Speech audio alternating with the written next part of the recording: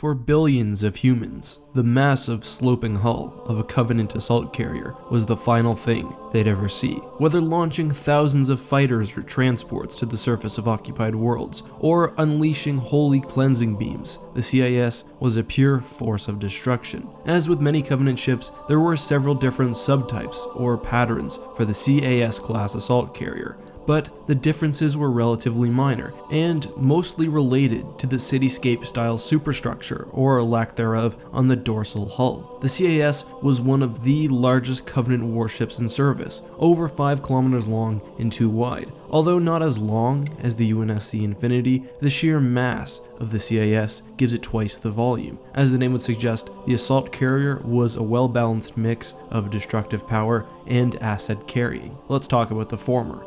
The S in CAS stands for salvation, which means the ship has at least one energy projector. In reality, the assault carrier uses multiple: one massive dedicated dorsal excavation beam, 2 plasma lances, which are primarily anti-capital ship weapons, and up to 8 secondary plasma emitters. All 11 plus guns are essentially highly accurate long-range beam weapons, which can tear apart even the most powerful wartime UNSC capital ship in mere seconds. The excavation beam would have been the primary glassing tool of the CAS, though all energy projectors can perform secondary glassing duties. In addition, as with most Covenant capital ships, the CAS would have used plasma torpedoes for secondary offensive duties and pulse lasers for point defense. Alongside its incredible weapons, the CAS was able to single-handedly occupy enemy worlds, carrying not only tens of thousands of warriors, but every starfighter, vehicle, or asset type possibly needed. As we see in Halo 3, the CAS's hangar was so massive that smaller capital ships could fit inside the carrier without any issue. All of this was powered by advanced nuclear fusion reactors, which provided, among other things, thrust to the assault carrier's 3 engines and energy to the vessel's slipspace drive and incredibly durable shield. Assault carriers were almost impossible to kill, especially without the use of supermac platforms or high-yield nuclear bombs. For this reason, as well as the mix of power and asset carrying that I've been mentioning throughout the video, CASs were often used as flagships for profits or as the center of large Covenant fleets. Further increasing survivability is the fact that the fore of the ship could detach in emergencies or in cases where the rear of the vessel had been seriously damaged. Both modules could operate independently and likely travel through slipspace. Alongside that, vital portions of the ship were protected and placed within the center of the vessel. One notable weakness, however, is the narrow neck, which connects the head and the command superstructure to the ship's main body.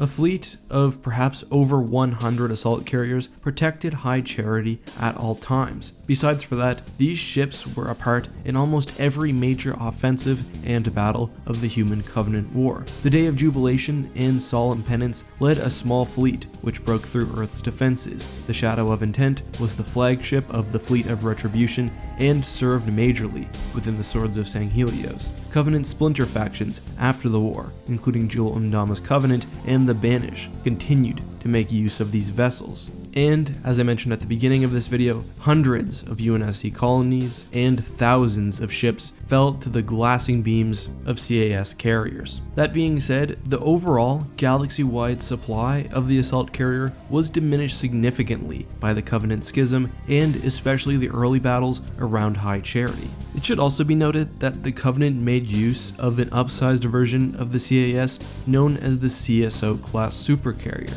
The CSO, which was the most powerful and largest Covenant warship, was over 28 kilometers long, and by the Battle of Reach, perhaps eclipsed all UNSC forces single-handedly in terms of raw power. Anyway, that's all for today. Down in the comments, let me know which ship you'd like to see me cover next. Thank you guys so much for watching. Until next time, may the Force be with you.